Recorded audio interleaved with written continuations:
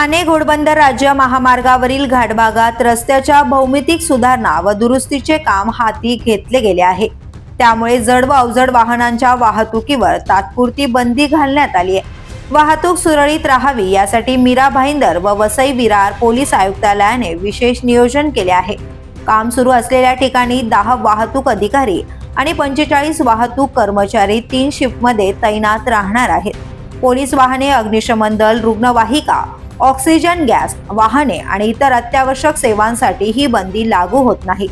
या कामाची माहिती अशी की मीरा भाईंदर महानगरपालिकेने दिलेल्या पत्रानुसार ठाणे शहराकडून घोडबंदरकडे जाणाऱ्या मार्गावर नीरा केंद्र, काजूपाडा ते हॉटेल फाउंटन दरम्यान घाटभागाच्या भौमितिक सुधारणा आणि मास्टिक अल्फास्टचे काम 7 डिसेंबर रोजी रात्री 12 वाजल्यापासून रविवारी संपूर्ण दिवस आणि मध्यरात्री 12 वाजेपर्यंत चालणार आहे। या काळात जड वाहनांची वाहतूक पर्यायी मार्गावर वळवली जाणार आहे। पर्यायी मार्गांची माहिती: पालघर विरार बाजूकडून येणारी वाहने शिरसाट फाटा बंद, पर्यायी मार्ग शिरसाट फाटा पारोळ अकलोली गणेशपुरी अंबाडी मार्गे। पालघर वसई बाजूकडून येणारी वाहने चिंचोटी नाका बंद, पर्यायी मार्ग चिंचोटी कामन खारबाम अजूर फाटा भिवंडी मार्गे।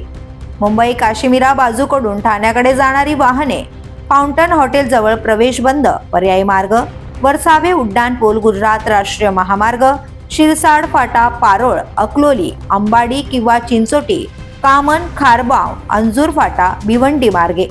सर्व वाहन चालकांनी ही माहिती लक्षात घेऊन सुरक्षित प्रवास करावा असे पोलीस प्रशासनाकडून आवाहन करण्यात आले। The police news bureau, Thane Ghodbunder.